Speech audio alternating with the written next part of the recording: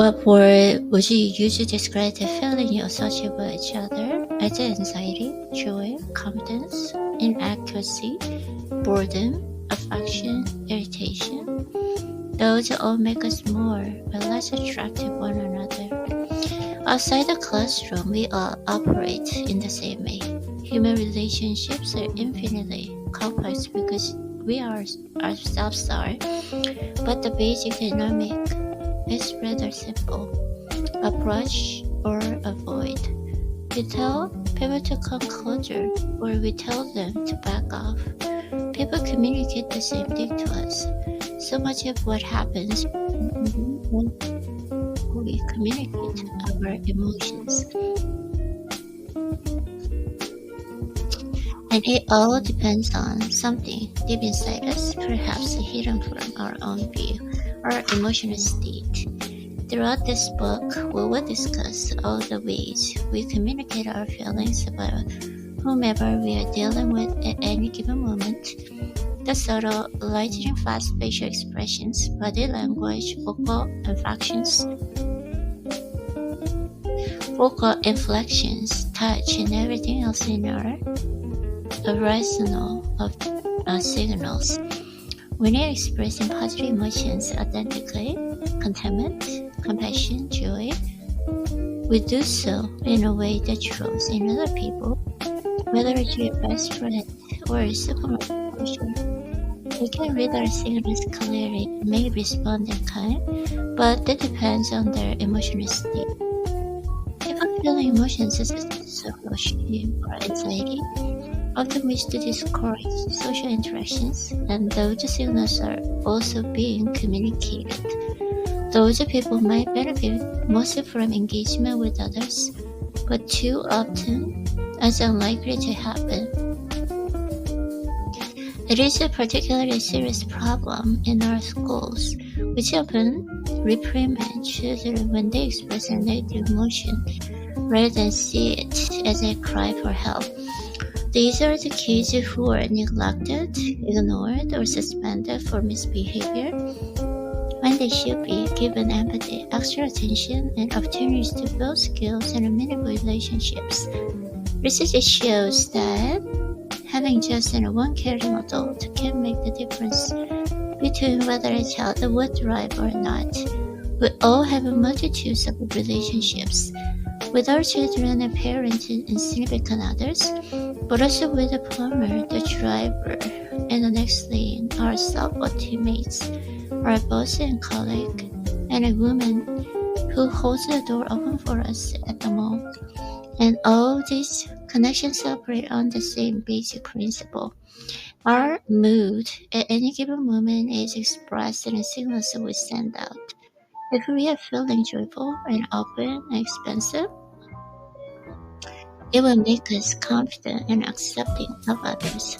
If we are feeling down on ourselves, our color, how we relate to other people, or if we connect at all. We tell people what we want from them by messages we send, whether warm and hoping for a response in kind, or off-putting when all we want to distance. This is a challenge for many people on the autism spectrum that have difficulty reading cues and coming up with a fitting response, and they have difficulty sending cues that other people understand. As a result, they struggle building and maintaining relationships. We all express emotions in order to get what we want from the people in our lives. If we make a show of anger, we may not earn much empathy, but we instill fear in others and maybe remove any obstacles that work in our way. If on the other hand, we need cooperation and understanding, we know what emotion message to send that will get the response we desire. People feeling compassion seek greater common humanity with strangers. They punish others less, are more generous and cooperative, and are willing to sacrifice for others. Research shows that high-powered individuals tend to be less responsive to emotions of people around them. In one study, these individuals responded with less compassion when people with less power than less wisdom won the spotlight. Does this phenomenon explain anything about our political and business leaders? Sometimes the emotions we feel sensationally elicit the opposite of the response we want and need. Picture a typical child. If he troubled or anxious, he may wish that his parents or teacher would reach out and offer comfort. But when those adults sense the child's emotional state, especially when he's not acting out, they may respond in an opposite way. Because of their own emotional response to the signal of negative mood, this dynamic rules in much of human interaction. When you need emotional support, mostly it's when we are lost, like to receive it. Didn't intervene. What was his mindset? Stay away. This kid's in a win. Who needs to toughen up? Was he too preoccupied with his own issues to pay attention to me? Perhaps he was just at a loss about what to do. Either way, I suffered, socially, emotionally, and academically. That's why physical sickness can be caused by, our emotions are linked to physiological reaction in our brains, releasing hormones and other powerful chemicals that in turn affect our physical health, which has an impact on our emotional state. It's all connected. That's why physical sickness can be caused by a mind under emotional stress. But there is an opposite phenomenon. Physical wellness that's fostered by positive feelings. Both kinds underscore the importance of managing our emotional lives. Inside our brains, hormones and other neurochemicals are being turned on and off depending on what we are feeling at a given moment. The hypothalamic pituitary adrenal axis, located in the mid-brain, is one of the major neuroendocrine systems that control how we respond to stress and also regulate emotions and moods.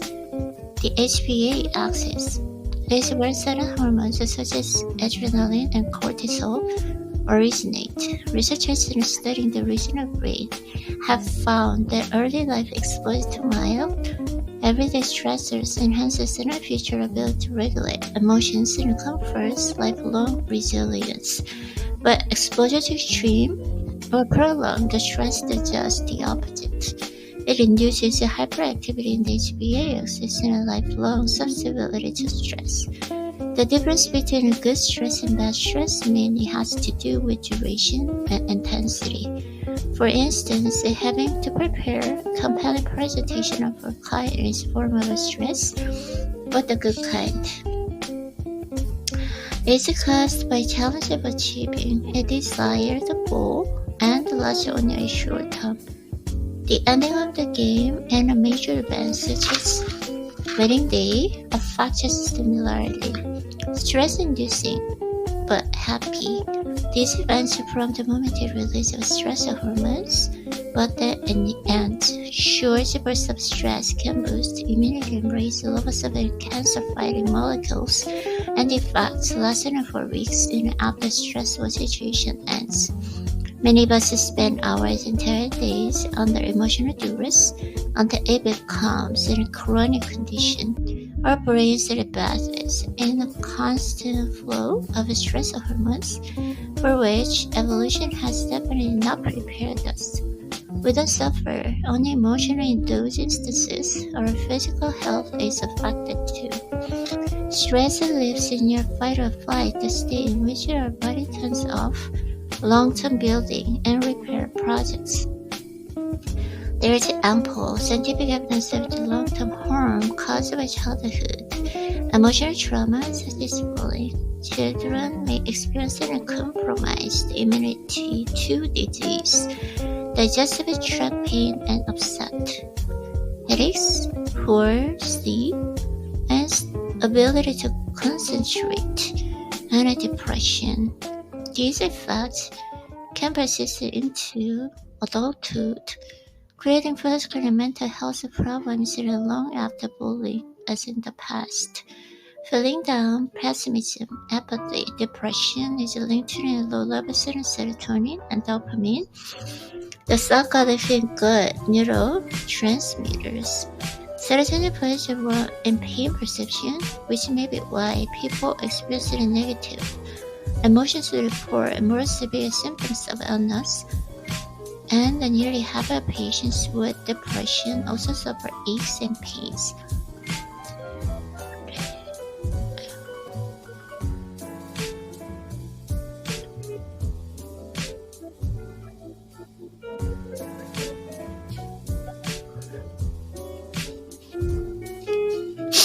Negative emotional state, anxiety, anger, sadness, stress are closely associated with unhealthy behaviors such as poor diet, smoking, excessive drinking, physical inactivity, and social isolation, many of which we find and resisted with more than 5,000 teachers from across the United States.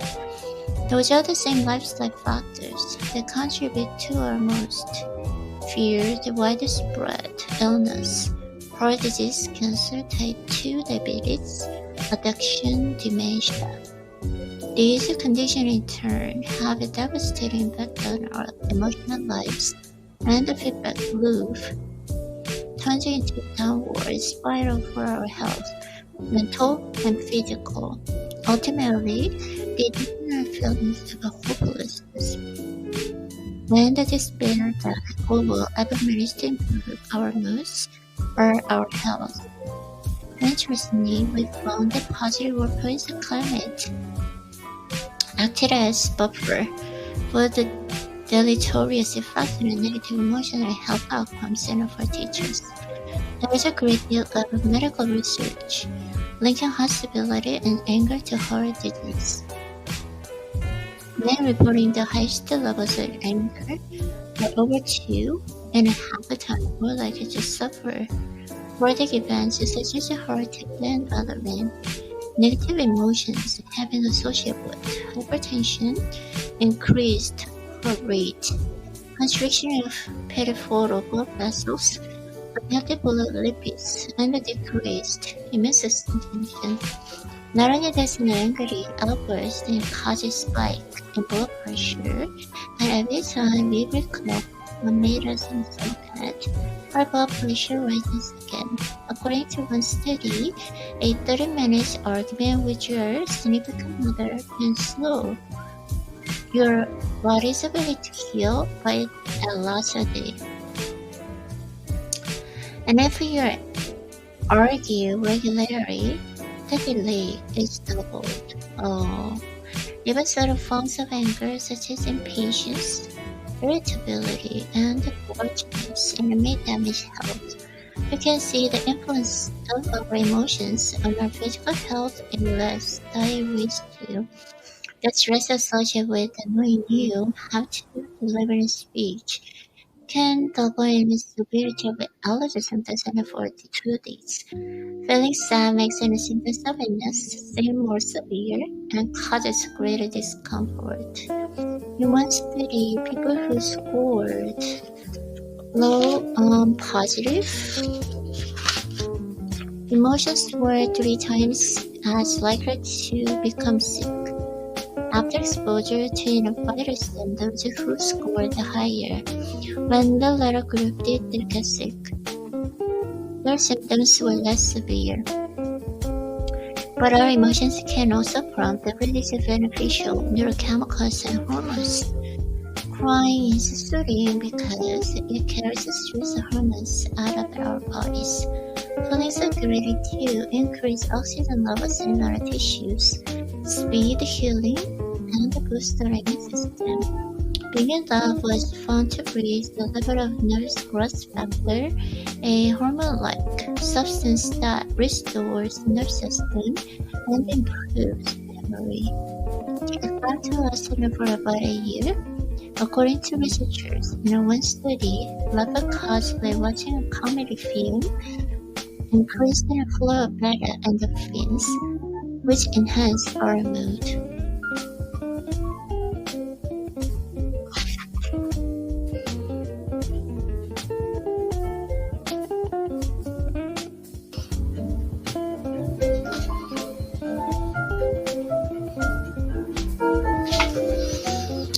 The effect lasted for about a year, according to researchers. In one study, laughter caused by watching a comedy film increased the flow of beta endorphins, which enhance our mood and stimulate growth hormones, which repair our cells. Even anticipation of laughter was found to lower the level of cortisol and adrenaline. Laughter may also reduce the risk of heart attack. Feeling good, therefore, may encourage healthy behaviors, which in turn can promote greater emotional well-being and physical health. This suggests that after crisis, people who have more positive feelings may be more resilient than those who experience fewer positive emotions.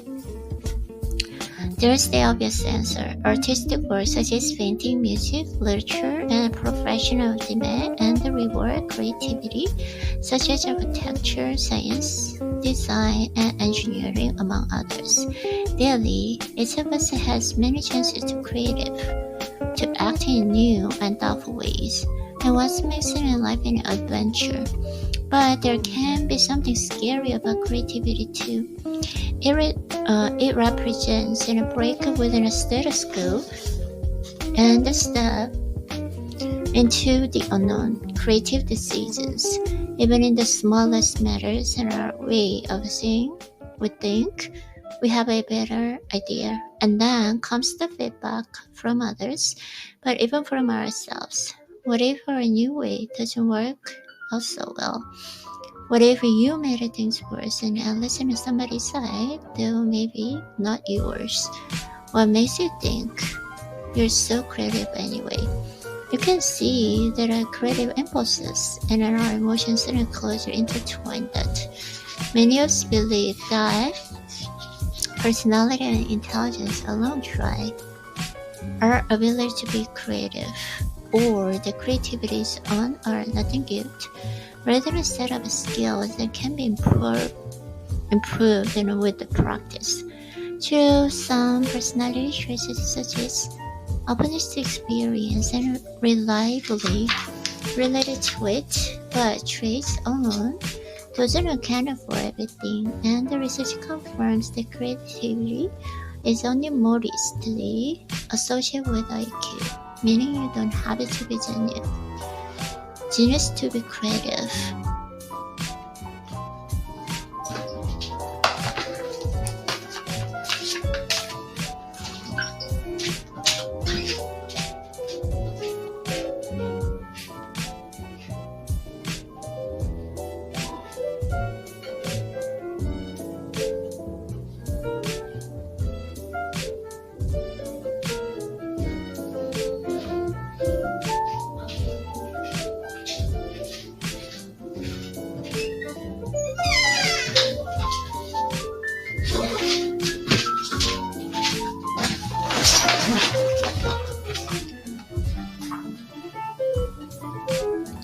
Many of us spend hours and entire days under emotional duress until it becomes a chronic condition. Okay. Oh, is it? Our brains are battles in a constant flood of stress hormones, which evolution has definitely not prepared us. You don't suffer only emotionally in those instances. Our physical health is a factor too. Stress leaves you fight or flight state in which your body turns off long-term building and the repair projects. There is ample scientific evidence of the long-term harm caused by childhood emotional trauma, such as bullying. Children may experience compromised immunity disease, digestive tract pain and upset, headaches, poor sleep, inability to concentrate, and depression. These effects persist into adulthood, creating physical and mental health problems long after the bullying is in the past. Feeling down, pessimism, apathy, depression is linked to the low levels of serotonin and dopamine, the so-called feel-good neurotransmitters. Serotonin plays a role in pain perception, which may be why people experiencing a negative emotion before more severe symptoms of illness and unhealthy and nearly half of the patients with depression also suffer aches and pains. Negative emotional state, anxiety, anger, sadness, stress are causes associated with unhealthy behaviors such as poor diet, smoking, excessive drinking, physical inactivity, and the social isolation, many of which we found in recent study with more than 5,000 teachers from across the United States. Those are the same lifestyle factors and contribute to our most severe and widespread illnesses: heart disease, cancer, type 2 diabetes, addiction, dementia. These conditions in turn have a devastating impact on our illness lives. Okay. And the feedback loop turns into the downward spiral for our health, mental and physical. Ultimately, they deepen our feelings of hopelessness and despair that will ever manage to improve our moods and our health.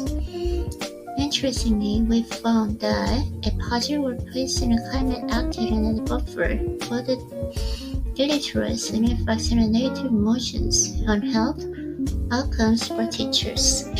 There is a great deal of medical research linking hostility and anger to heart disease. Men reporting the highest levels of anger were over 2.5 times more likely to suffer heart defects such as heart attack than other men. Negative emotions have been associated with hypertension, increased heart rate, constriction of peripheral blood vessels, and unhealthy blood lipids, and decrease the immune system function. Not only does an angry outburst cause a spike in blood pressure, but every time we recall what made us so mad, our blood pressure rises again. According to one study, a 30-minute argument with our significant other can slow your body's ability to heal by at least a day. And if argued regularly, that delay is doubled. Even certain forms of anger, such as impatience, irritability, and grudginess, may damage health. We can see the influence of our emotions on our physical health in less dire ways too. The stress associated with knowing you have to deliver speech can double the severity of allergy symptoms for 2 days. Feeling sad makes the symptoms of illness seem more severe and cause greater discomfort. In one study, people who scored low on positive emotions were 3 times as likely to become sick after exposure to a virus than those who scored higher. When the latter group did get sick, their symptoms were less severe. But our emotions can also prompt the release of beneficial neurochemicals and hormones. Crying is soothing because it carries the stress hormones out of our bodies. Feelings of gratitude increase oxygen levels in our tissues, speed healing, and boost our immune system. Being in love was found to raise the level of nerve growth factor, a hormone-like substance that restores the nerve system and improves memory. The effect lasted for about a year, according to researchers. And one study laughter caused by watching a comedy film increased the flow of beta-endorphins, which enhance our mood, and stimulated growth factors which repair our cells. Even the anticipation of laughter was found to lower the levels of cortisol and adrenaline. Laughter may also reduce the risk of a heart attack. Feeling good, therefore, may encourage healthy behaviors, which in turn can promote great emotional well-being and physical health. This suggests that after a crisis, people who have more positive feelings may be more resilient than those who experience fewer positive emotions. There is an obvious answer. Artistic work such as painting, music, literature, and the professions in demand and reward creativity, such as architecture, science, design, and engineering, among others. Daily, each of us has many chances to be creative, to act in new and thoughtful ways. That's what makes life an adventure. Okay, that's enough. But there isn't something scary about creativity too. It represents a break with the status quo and a step into the unknown. Creativity decisions, even in the smallest matter, are a way of saying we think we have a better idea. And then comes the feedback from others, but even from ourselves. What if your new way doesn't work out so well?